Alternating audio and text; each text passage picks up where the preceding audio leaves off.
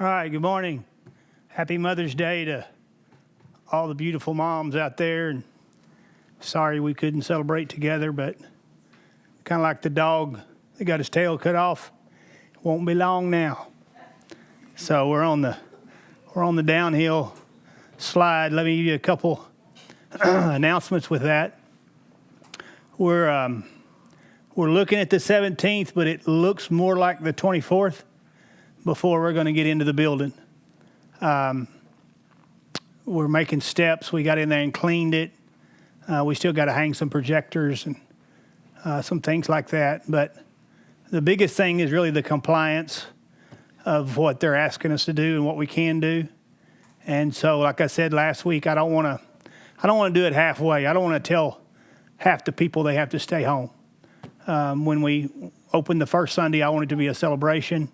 So if we have to wait an extra week, I'd rather do that than do it prematurely and have to separate our family. So that's kind of where we're at. Don't worry. Whatever we do, you'll be flooded on Facebook. You'll be flooded with emails. We will overwhelmingly let you know what we're doing. So you won't miss it, okay? Now, last week, I apologize. On Wednesday, I had a message. I told you I was going to preach, but we kind of got a surprise. Roy and Nathan and Jared drove down from Oklahoma. And so I went ahead and put one of Jared's messages from the 3-day we did in Oklahoma. I know that was a blessing to you. It's one of my favorite messages that he's preached. Just so I could spend time with them. They came and surprised me. They all had their heads shaved on my behalf, which I told them, I said, I'm kind of believing to keep what hair I got, but if it goes, it goes. But I just appreciate them coming down, and we just spent time together and prayed and worshiped, and that's a big value on my list. And so when those kind of things happen, I want to take advantage of them. And last week was tough. I had a lot of nerve pain. Doctor couldn't figure out it. He did a emergency CT scan on Tuesday morning, and which was pretty painful, but just couldn't figure out why I'm having pain where I'm at. But by about Friday into Saturday, it started letting up. So that's a good thing. If you've ever had nerve pain where your nerves start spasming, it's not a good feeling. So the good thing is I'm getting lots of prayer time in because I'm sleeping about 2 hours a night, and so that's a good thing. And so you got to find the good in all of it and just embrace it. And I want to thank you for staying with me during the process. We did have a birthday on Monday.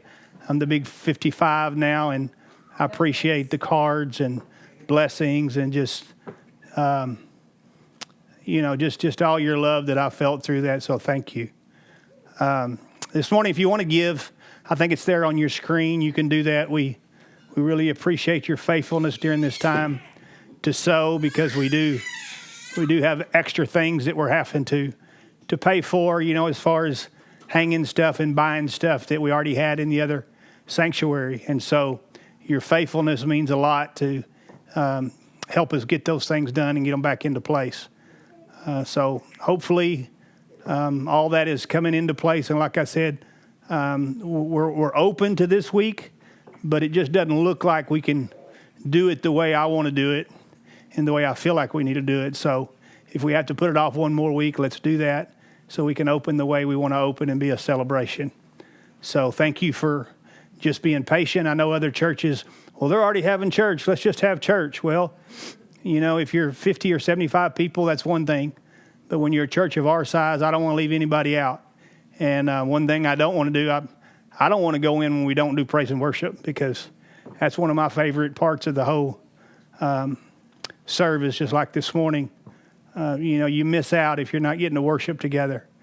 And so I don't want to miss that, and I don't want our people to miss that.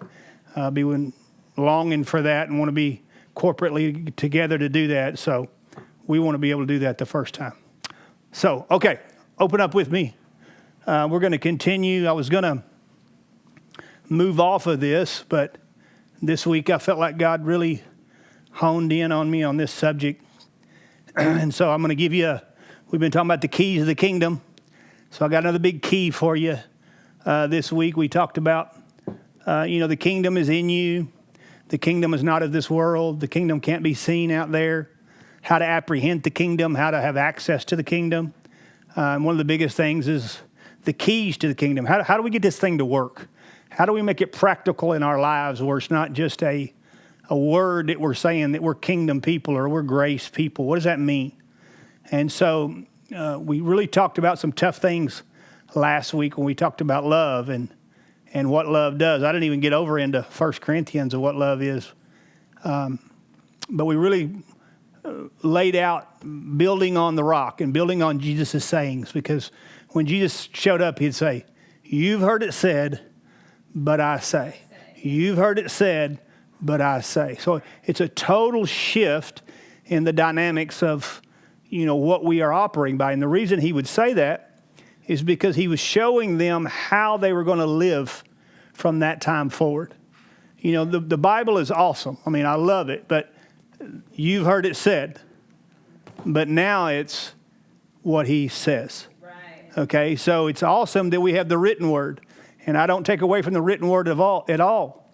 But we have so many people that want to fight over the written word when, really if you just hear what he's saying now, right, you don't have to fight over any of that, and what he's going to say is going to back this up. But the most important thing in your life now is hearing from him daily, is walking with him, operating in peace and joy. And your joy may be full. Your joy is full when you get your prayers answered. Yeah. And prayers are reciprocal. It's something that's going on between you and him. It's not a one-way street. And so we went into some tough things of some of his sayings, which we've all kind of tried to explain away at different times. Well, it could mean this, it could mean that. And we'll leave that up to your own interpretation, but he's pretty clear on some things that he's saying. And the way we know this is he didn't just say it, he did it. Yeah. And so that's the difference is I don't want to be a church that has a good message. Right. I want to be the church that is the message. Yeah. And to do that is you got to live what your mouth is saying. If you don't have any power. Yeah. And so that's where we're at. That's what we're going through. And so today I'm going to give you a key about agreement. And this is one of the most powerful keys in the body of Christ. But I'm going to flip it on you that it's not the type of agreement that you think. Because we know, if you abide in him, his words abide in you, you can ask what you will and it will be done for you. Now, how many knows that's agreement? And that's an awesome part of agreement. But this agreement that I'm talking about today is different. And I'm going to lay it out for you, and then we'll end up with the nugget and with the key of this agreement and how to operate with it practically in your life. So open up with me to Genesis chapter 25. We're going to do this through a story of Jacob and Esau. So in Genesis chapter 25, let's start with verse 20. It says, Isaac was 40 years old when he took Rebekah, his wife, the daughter of Bethuel, the Syrian of Panaram, the sister of Laban, the Syrian. Now Isaac pleaded with the Lord for his wife because she was barren. And the Lord granted his plea, and Rebekah, his wife, conceived. But the children struggled together within her. And she said, if all is well, why am I like this? Anybody ever had that question? So she went to inquire of the Lord. Now I want you to get this. There's some things going on in this pregnancy. There's some things going on in her womb. And she's inquiring of the Lord, which is a very important thing to do, is to ask God, God, what's up? What's going on here? And so this is what she's doing. Now the Lord said to her, 2 nations are in your womb. 2 peoples shall be separated from your body. 1 people shall be stronger than the other, and the older shall serve the younger. Now I want you to get this verse here. She's inquiring of the Lord, what's going on? God tells her plainly what's going on, okay? And I want you to see this as we lay out the family and as we lay out a fence in the family. Because the word of the Lord brings offense. Automatically, this word brings offense into this family. Yeah.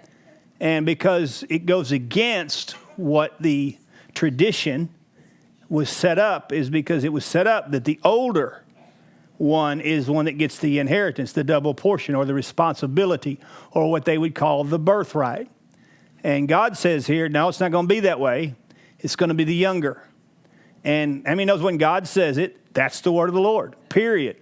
It doesn't do you any good to, what about this and what about that and why this? She's inquired, now God's answered her. Now look, let's see where she goes from there. So when her days were fulfilled to give birth, indeed, there were twins in the womb. The first one that came out was red. He was like a hairy garment all over. So they called his name Esau. Afterwards, his brother came out, and his hand took hold of Esau's heel. So he was called Jacob. Isaac was 60-year-old when she bore them. The boys grew, and Esau was a skillful hunter, a man of the field. But Jacob was a mild man, dwelling in tents. And Isaac loved Esau because he ate of his game, but Rebekah loved Jacob. Now Jacob cooked a stew, and Esau came in from the field, and he was weary. And Esau said to Jacob, please feed me with this same red stew, for I am weary. Therefore his name is Edom. But Jacob said, sell me your birthright of this day. And my audience is getting upset here. Then Jacob said, swear it to me this day. So he swore to him and sold his birthright to Jacob. And Jacob gave Esau bread and stew of lentils. Then he ate and drank, arose, and went his way. And Esau despised his birthright. Now, let me just break down some things for you here. Break down the family. And we all have family. And because we all have family, all has offense inside of that family. How you deal with that offense inside the family is going to determine your peace, your joy, how you operate in the kingdom. It's going to be a key. So here we have two boys are struggling in the womb. The first boy comes out. He ends up being the favorite of the father. Now watch this. The reason he's the favorite of the father is because he's what we would call a man's man. He's a hunter. And the father would eat of his food. So I want you to think about that. Because of something the child was doing for the father, it made the father love him more. Now, automatically, if you're Jacob, you got an issue. Automatically, you're going to feel left out. It's like I say all the time, nobody wants to be born second. First or last, but not second. You know, and so here you have this issue where Jacob is one, he's a mild man, he's dwelling in tents. And it says, and Rebekah loved him. So here you have a split in the family right off the bat, okay? You got the mighty hunter, which is the man's man. He kills the wild animals. He cooks it for his dad. And his dad's like, oh, that's my boy. You know, I really love him. Then you got Jacob over here is what we call a mama's boy. And, you know, he's learning how to cook. And he's a mild man. He stays within the tents. And it says, and Rebekah loved him. So automatically you have this separation that's happening in the home. Yeah. You have this thing that is happening on its own and it's building here. Now, you can imagine, and there's so many ways we could teach this, but we're going to focus on Jacob today. But here you see where Esau was getting his worth, where he was getting, you know, I'm the oldest. I'm the one that's supposed to take charge. I'm the one that's supposed to provide if daddy dies. All this is going on. And you can see with Jacob, on the other hand, he's feeling this inadequacy because he's not getting from father what he is looking for. But here's the problem in all that. God's already spoken. In other words, the word of the Lord already carries the answer to your problem. But they're not going to the word of the Lord. They're going and dealing with the practical ways of what is happening. Matter of fact, you know, I'm not sure why they didn't come together and sit down and talk about this word from the Lord. Why didn't they talk about it as a family? Because Rebekah has the word of the Lord. Did she not tell Isaac this word? Did she not sit down with the boys? Did she not explain what God was saying? You know, so many things that happen in our life through offense is because we don't have conversation. We don't talk about what's going on. We suppress it and we put it down and we try to go through the process and just deal with it the best way we can. That's dysfunction. And this family is a dysfunctional family. And because you got the word of the Lord to the problem, and instead of the answer, they're not focusing on the answer. Yeah. They're focusing on the problem. So you can imagine them growing up in their home. You can imagine how Jacob is feeling and what he's dealing with. And so here's one day, you know, Esau comes in and he's hungry.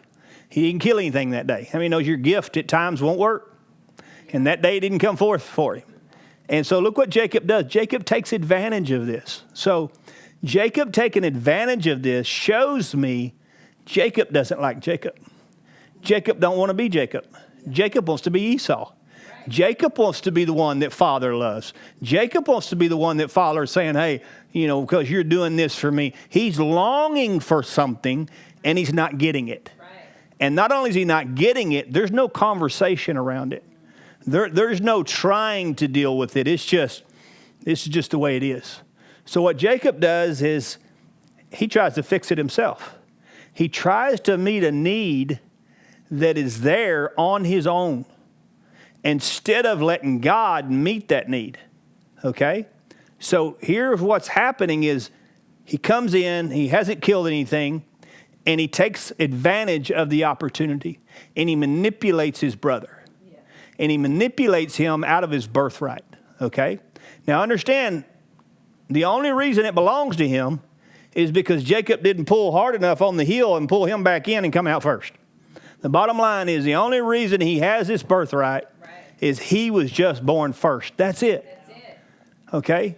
And so instead of just embracing that, what's happening here, he's like, no, I want that. So now he manipulates him in a time of need. Now watch this. In a time of his brother's need, he takes advantage of the situation. Yeah. Okay? How many knows that's not love? Yeah. That has nothing to do with love. That has to do with what I want, how it makes me feel, what I'm after. Matter of fact, your needs don't even matter to me. I've grew up my whole life feeling this way. Now I've got an opportunity to get something that you have, and I'm going to do it. And so what does he do? He takes advantage of it. He sells him his birthright, okay? Now, here's the question. Did it meet the need? No. It did not meet the need. It could never meet the need, okay? But what it's done now is it's enhanced the offense, okay? Because there was already an offense there. And so you can imagine the offense is against his dad, the way he's being treated. I guarantee you there's an offense against his mom, and I'll show you that in a little bit. And there's offense against Esau. And really the only offense is you were born first. You come out before I did, okay? And it shows you how subtle, how little these offenses are that can grow into such incredible things in our lives pertaining on how we see it. So Jacob's value of how he saw himself was less than because he was born second. Less than because he wasn't a mighty hunter. Less than because he didn't get the blessing or the love from the father that he was looking for. Now, we know the Bible tells us, he's a father to the fatherless. So it shows me that love could have been met, okay, outside of his earthly father. We see that through David. David had a good understanding of that, even though he was rejected the way he was. He was getting his approval from Father God, and we see that whole scenario. So here we see him out of this identity wound, out of not knowing who he is, and not just not knowing, but just really ticked off that I'm born second, that you're getting this and I'm not. Then he takes advantage of that and tries to get it illegitimately. And even though he gets the birthright, once he gets it, it means nothing. It doesn't change his feelings. It doesn't change what he thought it would change. It's just not there, okay? So look at this. Look in verse 27, or chapter 27. It says, now it came to pass when Isaac was old, and his eyes were so dim that he could not see, that he called Esau his older son, and said to him, my son, and he answered him, here am I. Now, I want you to think about this. Isaac's getting old. He don't know how long he's got to live. He didn't call both his boys in. He calls his oldest boy in. Okay? And I want you to understand what Jacob's dealing with. Here's another dose of rejection coming his way. Okay? And this is what happens. He said, behold, now I am old. I do not know the day of my death. Therefore, please take your weapons, your quiver, your bow, go out in the field and hunt game for me. Make me savory food such as I love and bring it to me that I may eat and my soul may bless you before I die. Now, how many knows? Even before he dies, nothing's mentioned of blessing Jacob. It's just, hey, I want to make sure I bless my firstborn.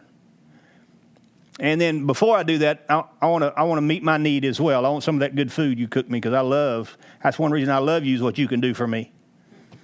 Now, Rebekah was listening when Isaac spoke to Esau, his son. And Esau went to the field and to hunt game and to bring it. So Rebekah spoke to Jacob, her son, saying, indeed, I heard your father speak to Esau, your brother, saying. So here she's making it worse. She's overheard the conversation. And so she's going to take up for her son, Jacob. So she's like, hey, I'm going to devise a plan here, okay? And so she goes to him. She spoke with her son, said, I heard your father speak to Esau. I'm sure she rehearsed the words, which made the wound even worse. Bring me game, make me savory good food for me, and I may eat it, bless you in the presence of the Lord before my death. Now, therefore, my son, obey my voice according to what I command you. So here, there's a situation going on with Isaac and his son Esau. Then you have Rebekah and Jacob. So Rebekah, and sometimes I'll see Rebekah in this story kind of sometimes as a church. Because a lot of times the church tries to do things, I think, the way Rebekah tries to do things here. Rebekah has the word of the Lord. We're not sure if she told Isaac or not. We're not even sure that she told Jacob and Esau. But we know for sure she has the word of the Lord. God already told her what's going to happen. But instead of letting God do it and praying into it and seeing it come to pass, she wants to get in on it and help this thing happen or make sure it happens. You know, a lot of times people do that with a prophetic word. They get a prophetic word, and instead of letting God play the prophetic word out, they start getting involved in it and start trying to make that prophetic word happen. That gets you in trouble when you do that. And so this is what Rebekah's doing. She's leaning to her own understanding. So she's going to come up with a plan. And she's telling Jacob, now do what I tell you to do. So he said, obey my voice, go now to the flock, bring me from there 2 choice kid goats. I will make food from them for your father, such as he loves. Then you shall take it to your father, that he may eat it, that he may bless you before his death. So here you got the father wanting to make sure he blesses Esau before he dies. And here you got the mother wanting to make sure he blesses Jacob before he dies. I mean, you're talking about a split household. You're talking about some contention between the siblings. If this is how it's operating, you can just imagine day by day what's going on in this household. There's a fence without anybody talking. In other words, their vibrations or their feelings toward one another are pretty strong if they're devising plans like this when it comes down to somebody dying. It's not a family union. They're not after union here. They're not after unity here. They're after, hey, I want the blessing. I want the blessing. I'm the favorite. I'm the favorite. You know, you love him, I love him. I mean, this is what's going on and this represents the house of God. I mean, this is the family of God we're talking about. And if you don't watch it, that's what the church does. The church does the same thing. And the church tries to devise this plan once they see a word of the Lord over someone, and they try to promote them or they try to make that happen, while others are over here and God's already spoken over them. Okay, and then these people over here have their agenda of what they want to try. And so what are you doing? You're just causing all this contention within the home instead of coming together and saying, look, what's God saying in this situation? And in the midst of it, whatever God is saying, it's going to be the blessing to the whole family. And it can bring, honor to the whole family no matter how he puts it in there. Because it's his word. It's how he does things. You got to trust him in it. But instead, they're doing it their way. So look at verse 11. And Jacob said to Rebekah, his mother, look, Esau, my brother, is a hairy man, and I'm a smooth-skinned man.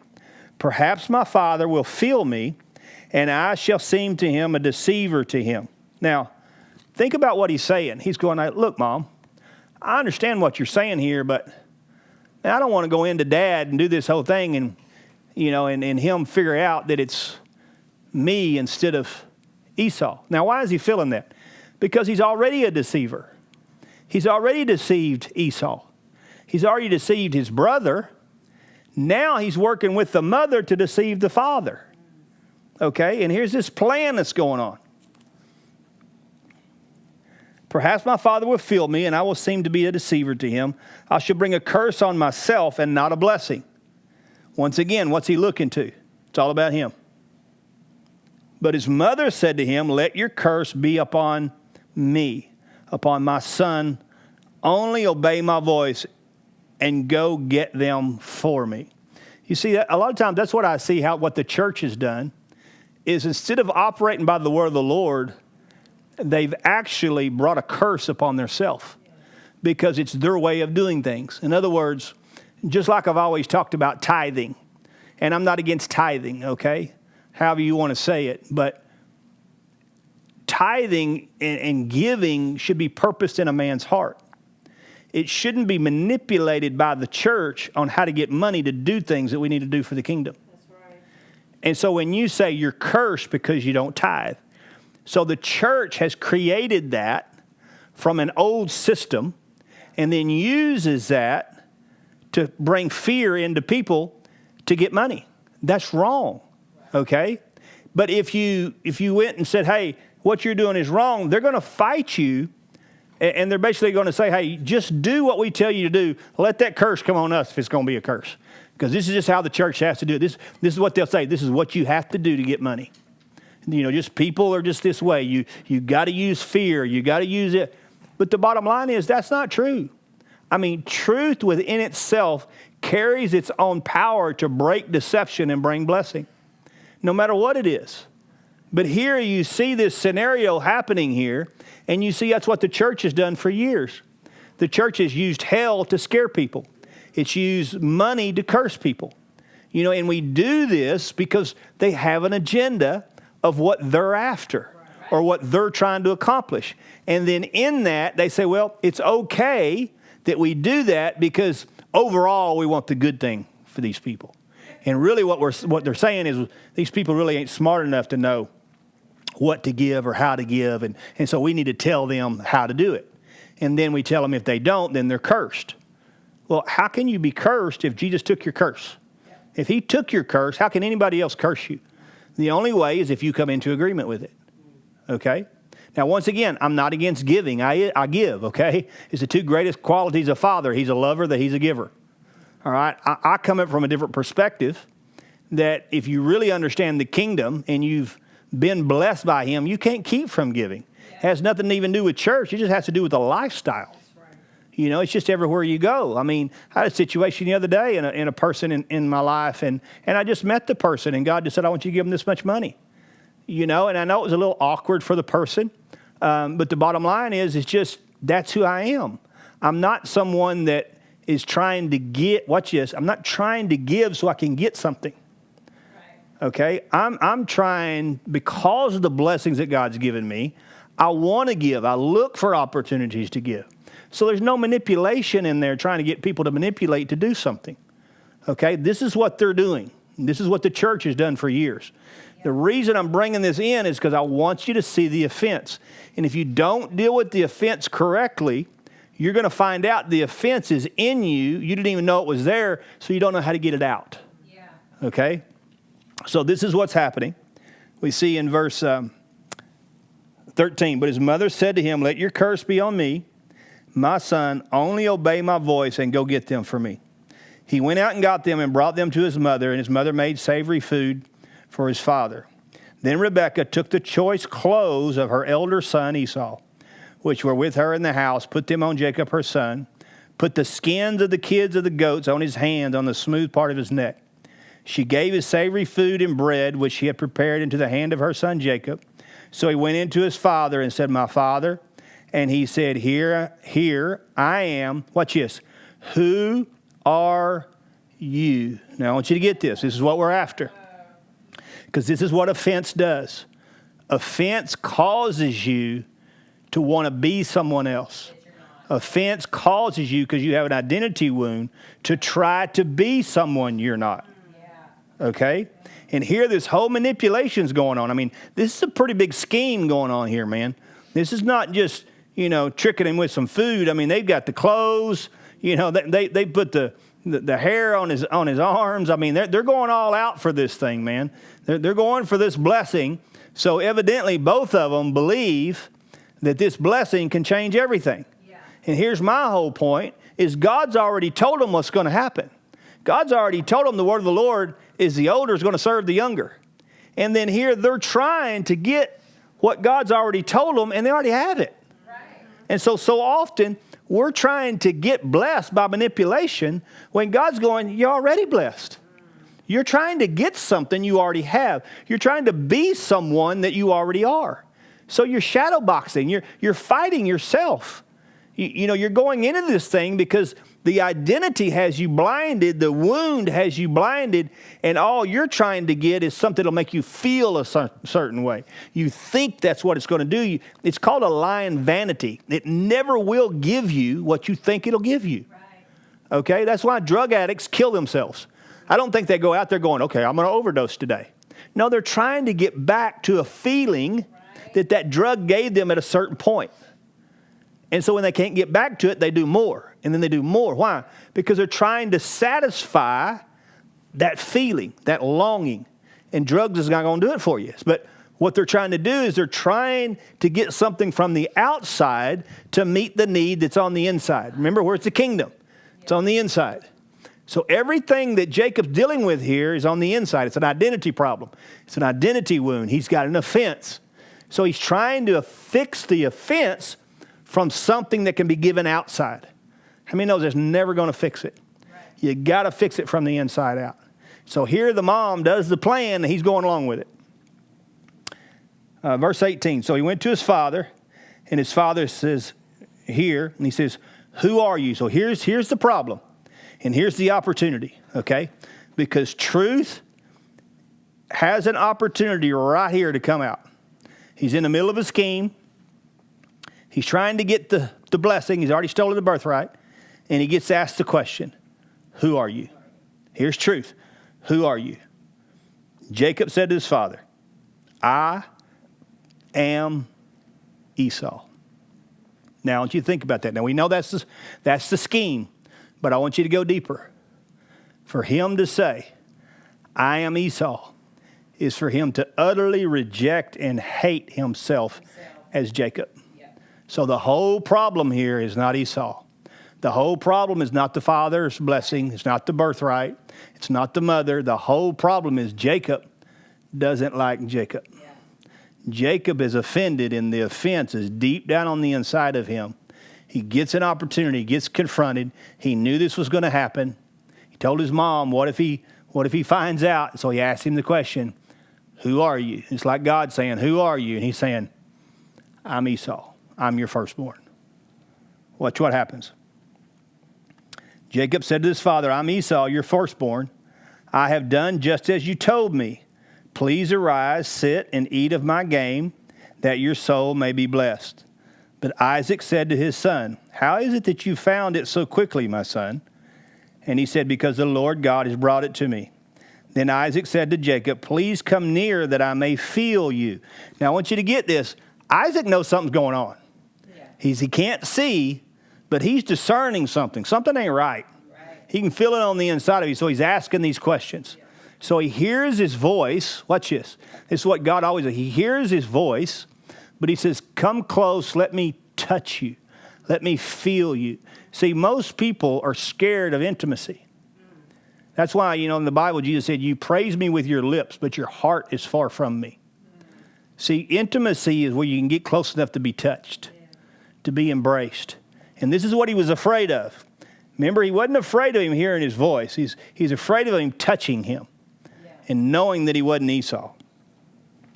But Isaac said to his son, how is it you found it so quickly? He told him. Then Isaac said to Jacob, please come near that I may feel you, my son, whether you are really my son Esau or not. So at this point, Jacob or Isaac is kind of going, am I being scammed here?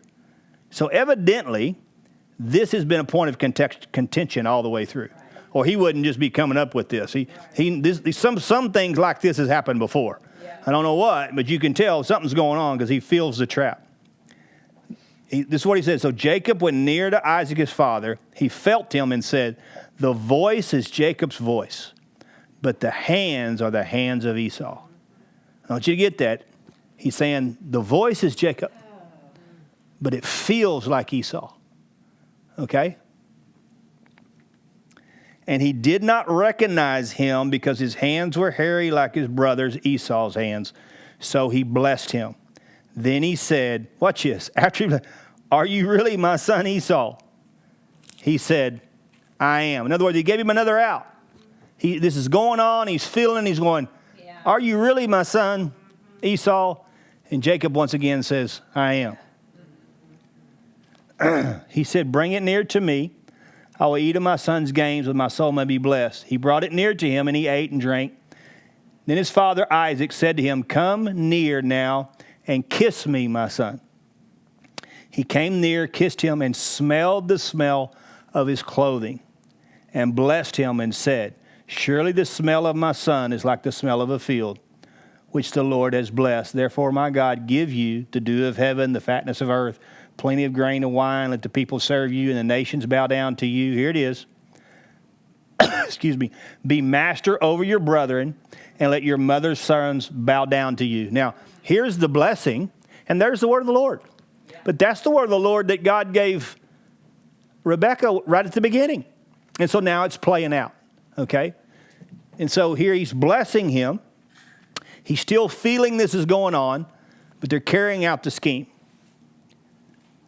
So now, as soon as the blessing was over, Isaac had finished the blessing. Jacob had scarcely gone out of the presence of Isaac, his father, and Esau, his brother, came in from hunting. He also made savory food, brought it to his father, and said, Father, rise and eat, for your son, your soul may bless him. And his father Isaac said to him, who are you? Here we go again. He's now, wait a minute. Who are you? So he said, I'm your son, your firstborn Esau. Then Isaac trembled exceedingly and said, who? Where is the one who hunted game and brought it to me? I ate all of it before you came, and I have given him the blessing. Indeed, he shall be blessed. When Esau heard the words of his father, he cried with an exceedingly great and bitter cry. He said to his father, bless me, also my father. But he said, your brother came with deceit, has taken away your blessing. And Esau said, is he not rightly named Jacob? For he has supplanted me these 2 times. He took away my birthright, and now look, he's taken away my blessing. And he said, have you not reserved a blessing for me? And it shows that Isaac went on down, and he did bless him. Look at verse 40. By your sword you shall live, and you shall serve your brother. There's the word of the Lord again. And it shall come to pass when you become restless that you shall break your yoke from his neck. Now look at verse 41, because this is what we're after. Esau hated Jacob. Now, would you hate your brother if he did that? I mean, here this is going on. I mean, the scheme is so huge here. We know there's been contention all the way around in this. And here, Esau, now you're getting the feelings of this. And it says, Esau hated Jacob because of the blessing which his father blessed him. And Esau, watch this. Watch what he does. Set it in his heart. Okay, I want you to get this. He set it in his heart. The days of mourning for my father are at hand. I will kill my brother Jacob. And the words of Esau, her older son, were told to Rebekah. Now, hang on. Who told and who heard? Because it says he set them in his heart. So even though this thing's happening, God's using the situation. And he says it in his heart going, I don't know when Daddy's going to die, so I'm not going to kill him while Daddy's alive. But after Daddy dies, I'm going to kill him. So God hears those words evidently and told Rebekah. Yeah. And so God's using this situation, okay, and the bitterness of what's going on with Esau, okay, and here we're going to see the plan came out with Jacob. And the words of Esau, the older, were told to Rebekah, and surely your brother Esau comforts himself concerning you by intending to kill you. And so now she's telling him, this is what you're going to have to do. You're going to have to leave. So now the offense has got stronger, okay? So now he's got the blessing. But in getting the blessing, he has to leave. Yeah. Okay? Not only that, but in getting the blessing and have to leave, he's probably going, I may never see my father again because he's old. He may die. I may never see him again. But I can't stick around here because my brother hates me. He's going to get me. And so the mother comes up with another plan of, okay, now we got to send you out. Because we don't want all this to happen to you. So he's going to be offended at his mom because now even though he's, quote, got the blessing, now he's got to leave home. Yeah. Okay? So you can imagine all these motions and everything that's going on here. So verse 46, and Rebekah says to Isaac, I'm weary for my life because of the daughters of Heth. If Jacob takes a wife and the daughters of Heth, like those are the daughters of the land, that will good for my life for it to be. In other words, she's going to Isaac saying, look, I don't want Jacob to take a wife from these people, and I want to send him to my kinfolk and marry one of my cousins, and they're not even from Arkansas. Okay. Anyway, y'all get that. So here's the whole plan. They're going to send him away. Okay. You can imagine he's pretty upset. Now look in verse 7 of chapter 28. And that Jacob had obeyed his father and his mother and had gone to Pan Aram. Watch this. Also Esau saw that the daughters of Canaan did not please his father Isaac. Now I want you to get this. Here's a full circle here. So he's sending Jacob away because he don't want him to marry. Esau sees he doesn't like this, so what's Esau going to do? He's going to go marry one of them. Why? Because he's ticked off at dad. He's mad that he gave his blessing away. Even though it got manipulated, he's got an offense now against father. Right. So Esau went to Ishmael and took Maleah, the daughter of Ishmael, Abraham's son, the sister of Naobal, to him to be a wife in addition to the wives he had. Now, why did he do this? He did this because he's ticked off. He's upset at what's going on. So now he's trying to get back at his dad for what his dad did, even though his dad was manipulated by the mom and the son to get the blessing. Can you imagine the whole contention in the whole home? And all of this is over an offense. Okay? And it's working in each one of them. I guarantee you, Rebecca's upset at Isaac because she loves Esau instead of Jacob. Isaac's upset at Rebecca because she loves Jacob instead of Esau. Esau's upset at Jacob. Jacob's upset at Esau. I mean, this is a mess. Yeah. Okay?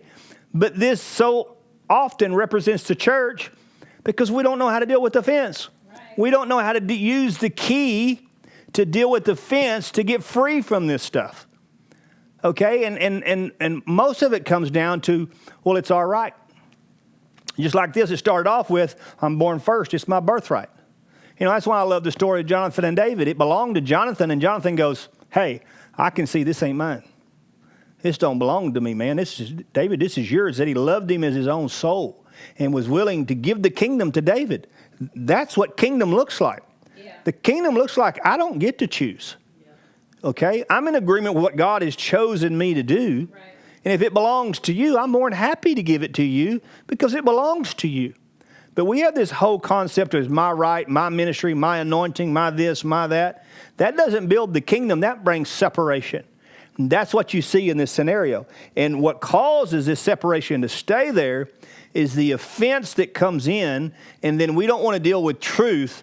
So then out of the offense comes judgments in our lives that we're giving that we don't even know where they're coming from. And the judgments that we're giving is actually judgments we've made on ourselves. And we made them on ourselves because of wounds and hurts and rejection and identity issues that have been inward. Now we project those on others. Yeah. And then that is starting to unveil our lives, and we don't understand why we're dealing with this stuff. We don't understand where it's coming from. You know, it's like I said last week when I was talking about dealing with cancer. My fight's not with cancer. My fight's with Darrin. My fight's with who I am on the inside, okay? Because the real me is spirit, and the spirit don't have no cancer. Okay, but in the flesh, you're dealing with something totally opposite over here. And so then in the middle is the soul that has to deal with whose report you going to believe? What are you going to line up with? You know, where are you going to find your identity? Are you going to be the victim, or are you going to operate in the strength of your spirit? And that's what we're talking about here today. And that's what I'm laying all this out just so I can get to the last 15 or 20 minutes. Is where I want to show you how to deal with this offense that you don't know is there. All right. So Jacob's leaving. Somebody got to help me with time. So Jacob's leaving. He goes to Beersheba, and he went out to Haran.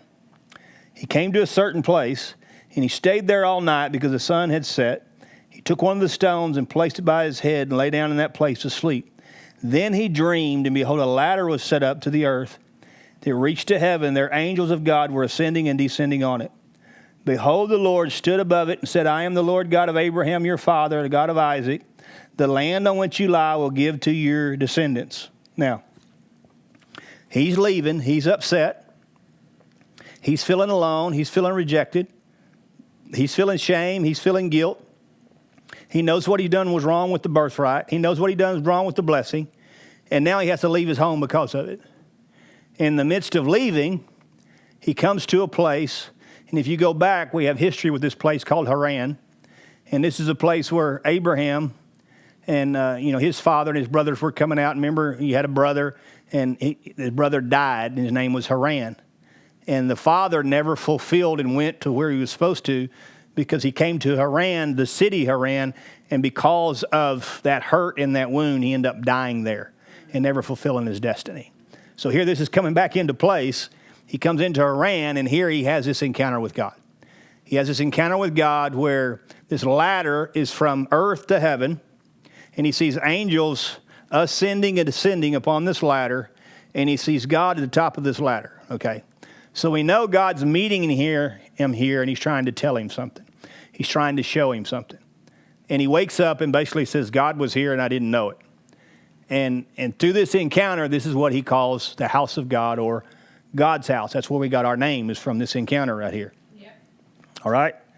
And so he's had this encounter, verse 15. Behold, I'm with you. I will keep you wherever you go. Will bring you back to this land. In other words, he's feeling all these feelings, and he's leaving. Now God's meeting him. Now God's telling him, look, I'm going to be with you. And I'm going to bring you back here. That's some comfort. I'm going to bring you back to this land that you're leaving. I will not leave you till I have done what I spoke to you. Then Jacob awoke from his sleep and said, surely the Lord's in this place. I did not know it. And he was afraid. And he said, how awesome is this place? This is none other than the house of God, and this is the gate of heaven. Then Jacob rose early in the morning, took the stone that he put his head, set up a pillar, poured oil on it, and called the place God's house. Then Jacob made a vow. Now I want you to get this. Here's Jacob's this deceiver, deceived the birthright, deceived the blessing, went through this whole scheme. He has to leave, and God shows up.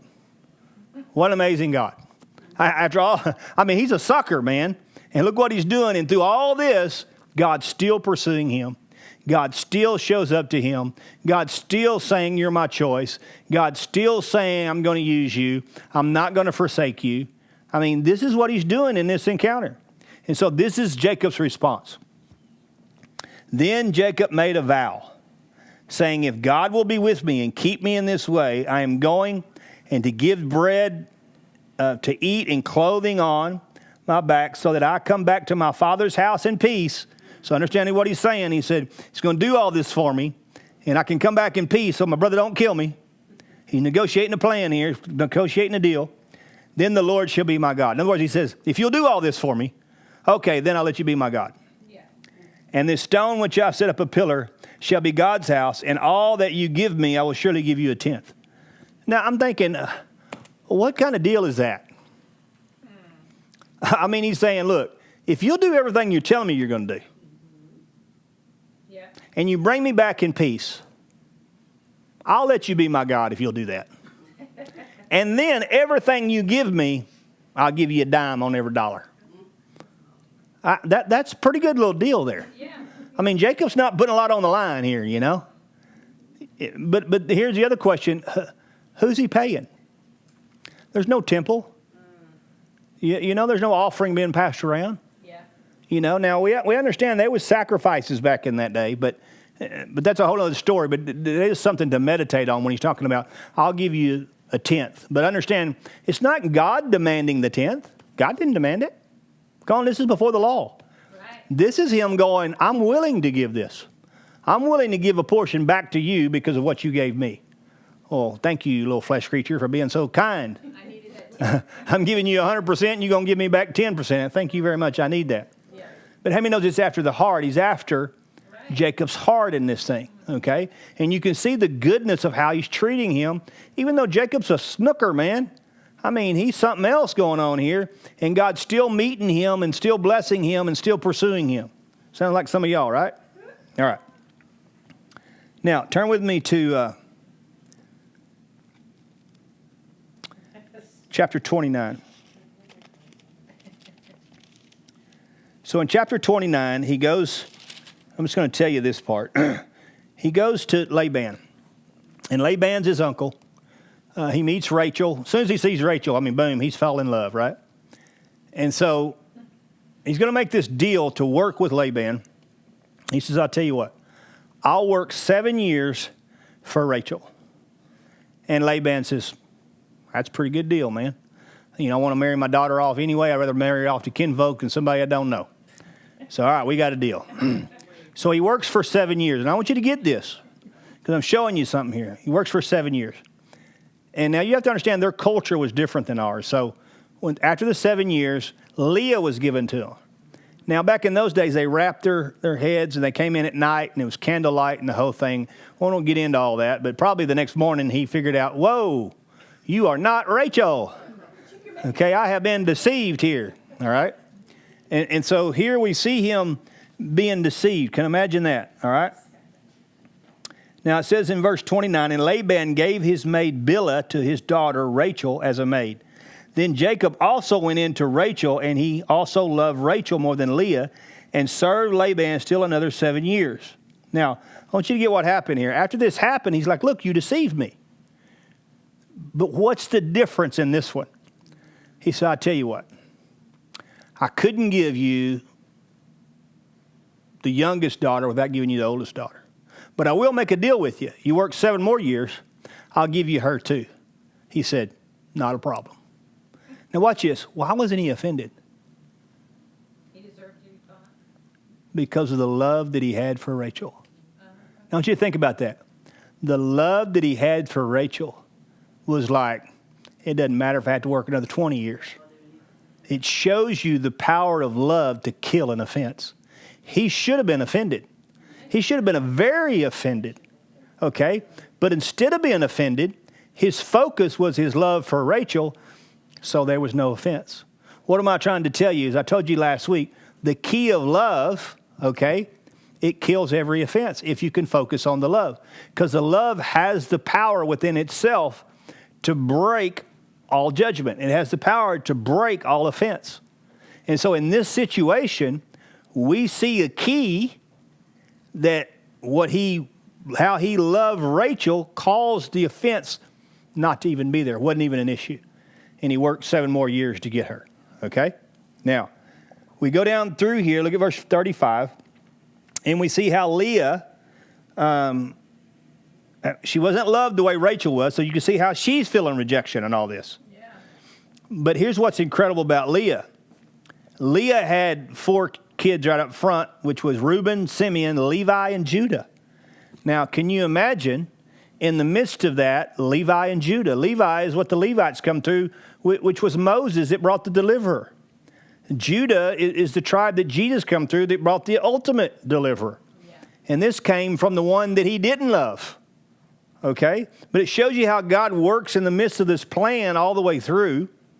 And what rejection in one way is actually promotion in another way. Okay, so in the midst of this, you see everything that he does here, all right?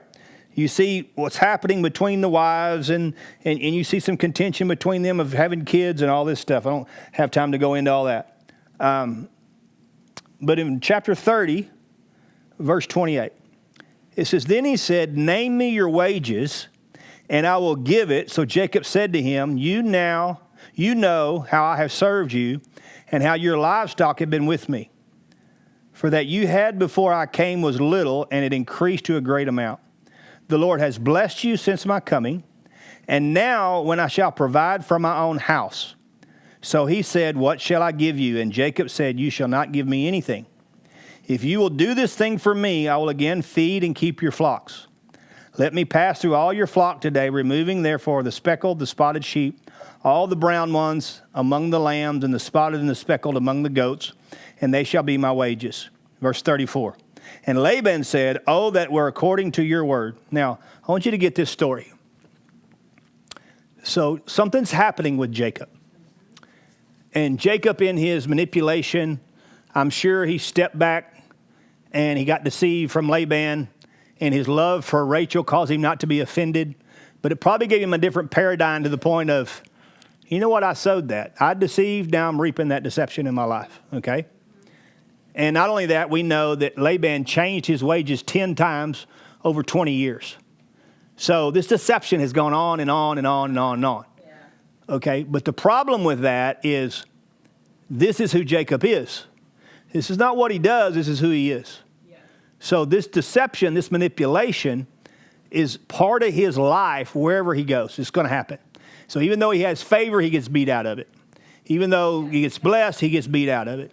Why? Because he sowed it and it's become in his DNA. Right. It's who he is now. It's not something he does. Now it's who he is. The incredible thing about this is God knows that. And God, the whole thing God is after is just changing him. But he's got to get him to come into agreement. And the agreement is what allows the change. So here we see this happening. So Laban says, okay, I have to agree. Since you've come, I'm blessed.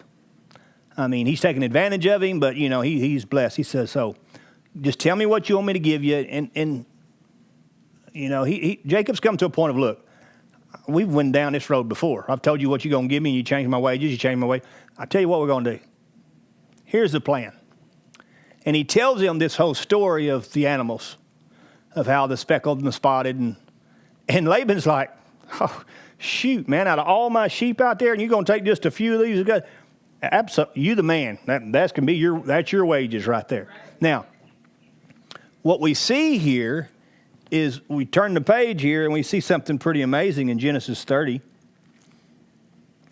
We see where, look at verse 36. So he put 3 days between himself and Jacob and the rest of Laban's flocks. Now Jacob took for himself rods of green poplar and the almond and chestnut trees peeled with white strips in them, and exposed the white which was in the rods. And the rods which he had peeled he set before the flocks in the gutters and the watering troughs where the flocks came to drink, so that they should conceive when they came to drink. So the flocks conceived before the rods, and the flocks brought forth streaked, speckled, and spotted. Now I want you to get what he's done here. He's taken these trees and he's peeled them. He's put them in front of the water troughs. And once these animals are conceiving, this is what they're looking at. And so it shows you what they're looking at is actually affecting their DNA. And so instead of being pure white, now they're being spotted. Okay? Now, he got all of this in a dream. God comes up, and you see it in here. He shows him in a dream what to do. In this dream, he tells Laban, okay, instead of being offended at Laban, instead of holding the offense against Laban about everything he's done, God goes to the answer, not the problem. So you can see there's a change starting to happen here in Jacob. And so he says, tell him this is what you'll do. You'll take the streaked and the spotted, and that will be your wages. And then now this is how you're going to change their DNA. Now, do you really think the focus is the animal's DNA? The focus is Jacob's DNA. Okay? But what he's doing, he's using this process of injustice to bring justice to Jacob by changing the DNA of the animals. Because if Jacob can understand what he's doing, there's going to come an opportunity that the focus will not be the animals, but it'll be the changing of the DNA of Jacob. And this is the process that he's going after in Jacob's heart. So this is what happens, and all of a sudden his herds become spotted and streaked, and I mean, he's getting all this, all right? So now they come to a point, and I'm skipping ahead, you can read the story, it gets to a point where Jacob finally comes to a place of, look, I'm getting so prosperous that I'm getting bigger than him, I need to leave, okay? And God tells him something, tells him to do this. Chapter 31, let me show you where it happened in a dream first. Verse 10, and it happened the time when the flocks conceived, that I lifted my eyes, saw in a dream, behold, the rams which leaped upon the flocks, streaked, speckled, and gray spotted. The angel of God spoke to me in the dream, saying, Jacob. And I said, here am I. Now, what did he call him? The angel called him Jacob. And what did he say? Here am I. Here's the first one. Because the first time he said, who are you? He said, I'm Esau. Now the angel is saying, Jacob, he said, here I am. Yeah. So he's starting to come into the agreement of who he is. Right. He said, lift your eyes and now see all the rams which leap upon the flocks are streaked, speckled, gray spotted, for I have seen all that Laban is doing to you. I am the God of Bethel. Now why is Bethel so important? Bethel is the ladder between heaven and earth. Yeah. Okay? If his DNA is going to change, the change is going to happen from who he sees himself to be on the earth to who he always was in heaven. And that transference is going to happen. That ladder is actually a DNA cord, okay, to transform his DNA. He said, you anointed the pillar where you made a vow to me. Now rise, get out of this land, return to the land of your family. Now remember when Jacob left, he made this deal with him. If you'll bring me back in peace.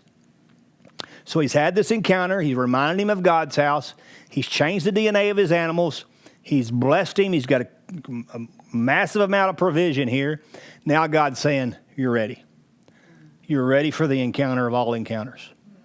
And for this encounter, you got to return to your family. Now I want you to get this, and we're going to end with this, but I want you to get these last few statements here. The biggest offense that you have always comes down to family, okay? And it always has to do with father, with mother, or with siblings. But it always has, the people that hurt you the most are the people that you love the most, okay?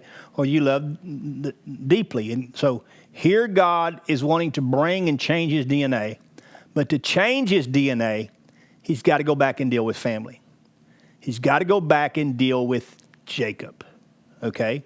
But to deal with Jacob, he's got to come into agreement with Jacob. Are y'all following me? No? Yeah. Okay. So here we go. So he tells him to go back. Now, he goes to his wives and he tells him this, and this is another scenario. I don't have time to go into it today, but the daughters will say, hey, we're with you. Dads give our inheritance away. Our inheritance is with you. And when they start to leave, Rachel steals the gods of her father. Now, it's very important. I don't have time to go into it today. It's very important. Why is it very important? Because it shows you Jacob's been doing this on his own. Because Rachel's the one he loves.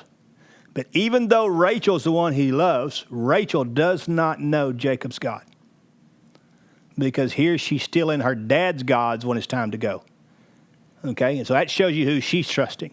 But it also shows you there's not that intimacy and union with his wife, with Rachel. Even though she's the one he loved, he doesn't have it. Okay? And this is a process he's having to go through alone of dealing with who Jacob is.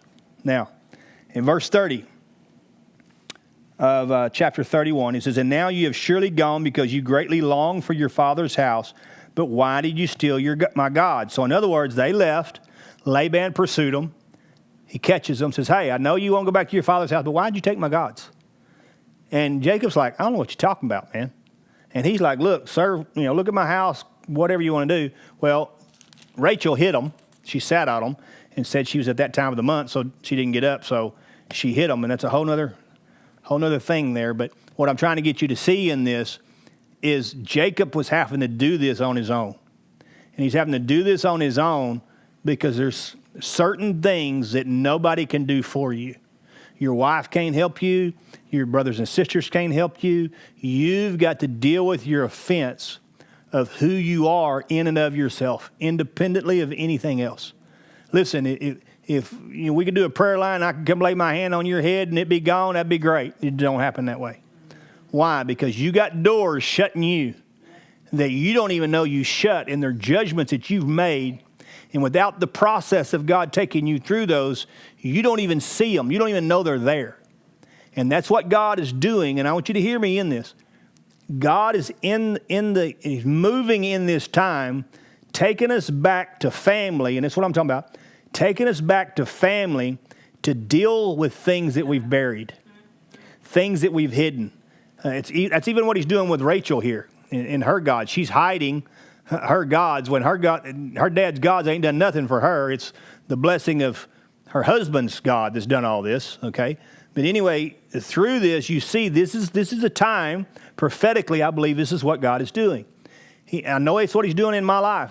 He's taken me back into things I thought I dealt with, okay? But I dealt with them to a certain point because of pain, because of rejection, because of whatever, okay? And you just leave them there going, all right, I done my part. I said the prayer. I released them. I'm out. When God's going, no. There's something much deeper I'm after here. I'm not after you just saying a little mamby-pamby prayer and saying they're forgiven. That's not what I'm after. I'm after changing your DNA.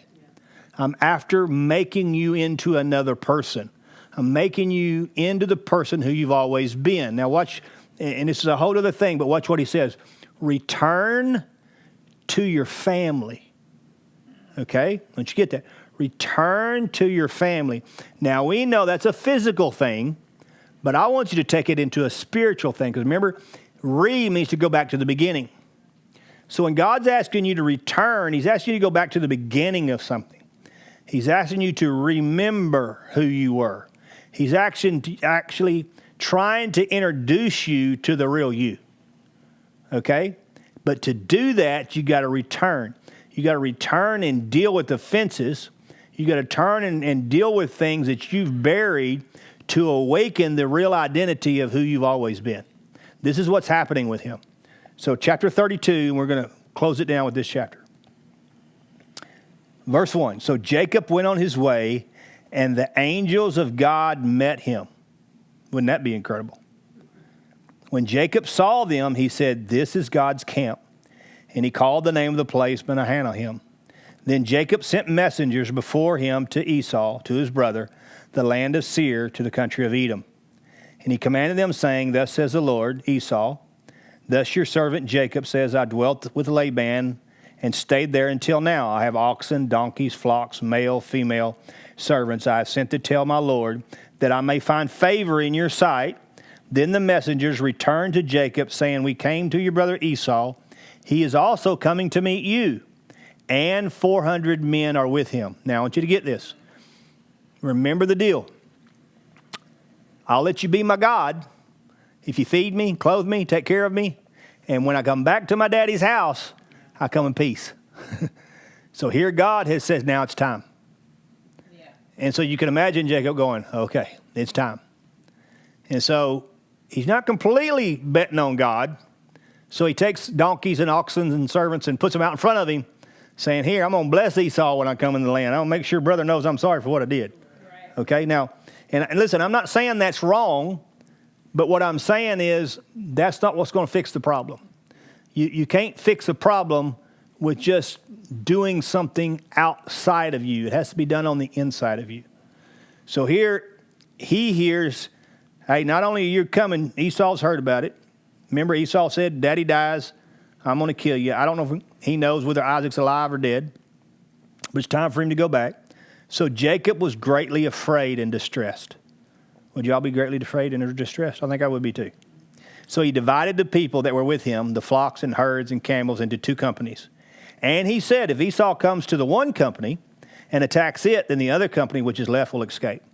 So here he's like, okay, I'm going to take one over here and one over here.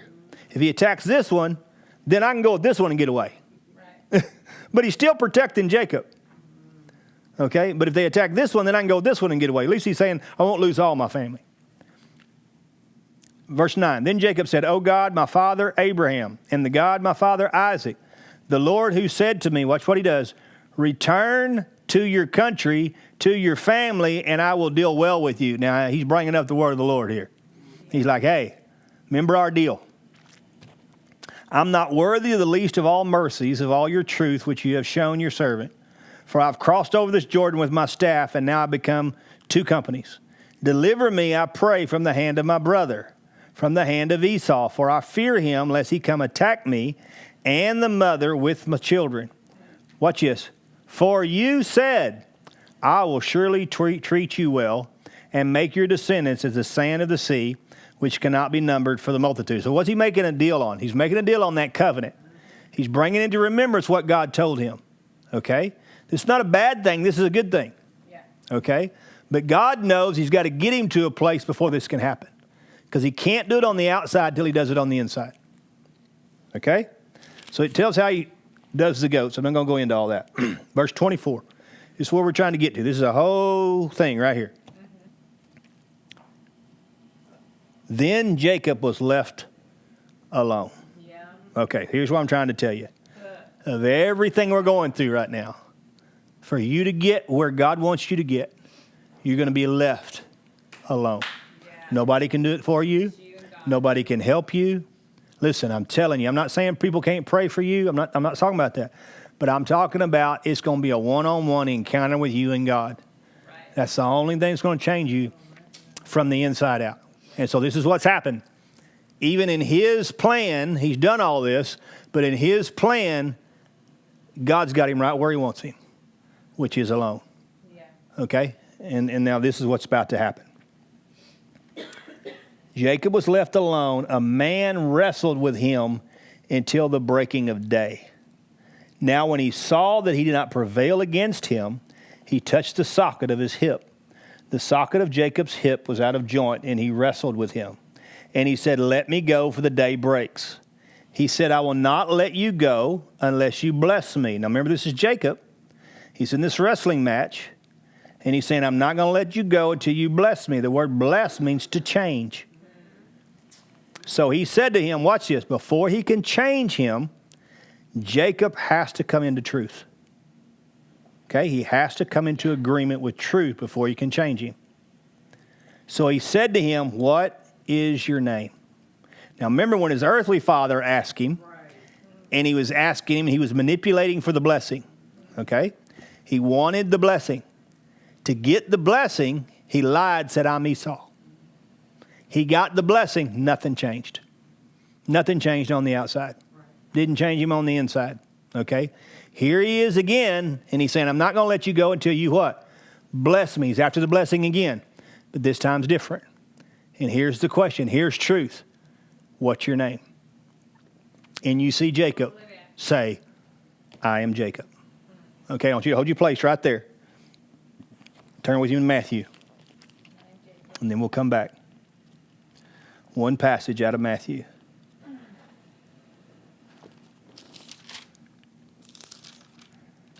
Matthew 25. Matthew 5, 25. Agree with your adversary quickly while you're on the way with him, lest your adversary deliver you to the judge hand you over to the officer, and you be thrown into prison. Now, I want you to stop for a second. When we talk about the adversary, we know the devil's an adversary. I get that. An adversary actually just means your opponent, especially when it comes to good. We know Paul said, in my flesh there is no good thing. Right. What Jacob is dealing with is an adversary here. Yeah. The adversary he's dealing with is Jacob. Mm-hmm. The wrestling match, we know he's wrestling with an angel. Some people say it's an angel. Some people say it's Christ. But ultimately, he's wrestling with himself. That's right. He's wrestling with the identity of Jacob. He's wanted the blessing. He's wanted the birthright. He's done everything to get it in the natural way out here. It did not give it to him. He lied and said he was Esau to get it. Here he's in this encounter, and he's saying, I'm not going to let you go till you bless me. I got to have this blessing. What he's saying is, I can't live any longer as Jacob. I've embraced Jacob. I know who Jacob is. I've dealt with the shame. I've dealt with the guilt. I've dealt with the manipulation. I've dealt with the torment. I've dealt with the fear. If this is it, kill me if you want to. Yeah. But I ain't letting you go till you bless me.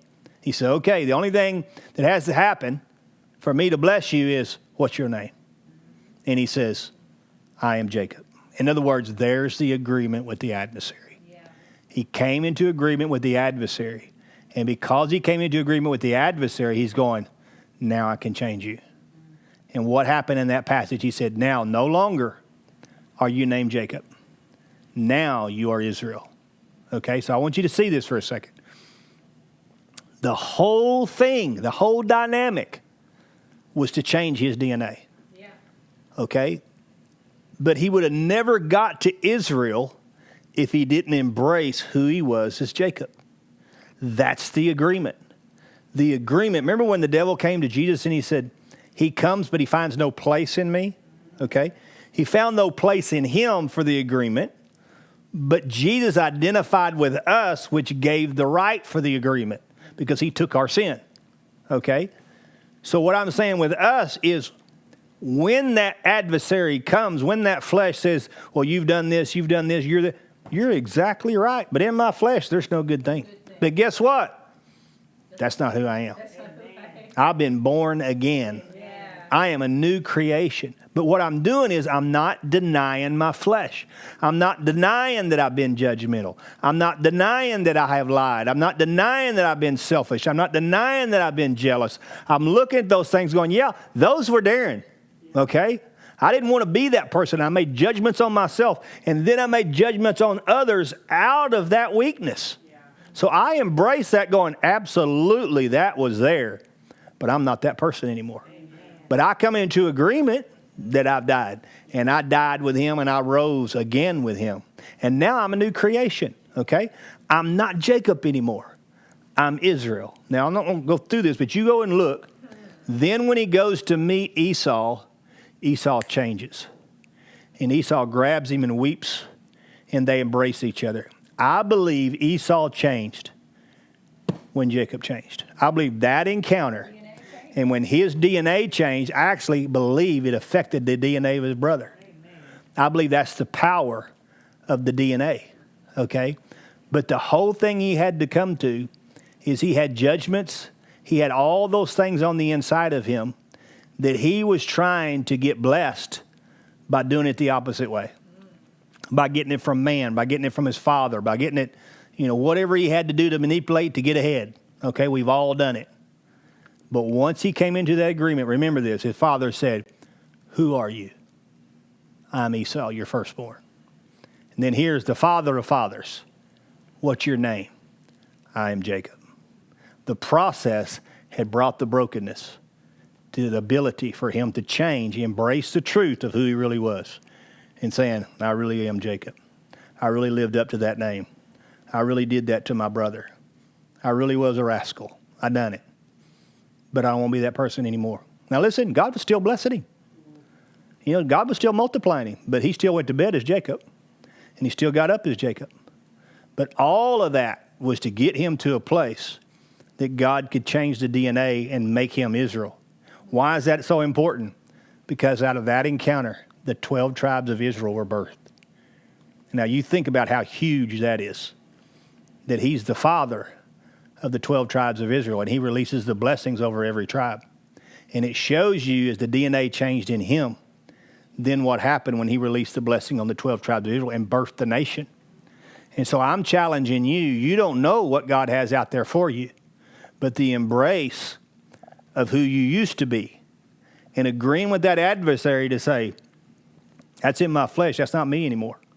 But I do agree that that is there. And when God shows it to you, it's not denying, it's just saying, okay, but I don't have to operate like that anymore.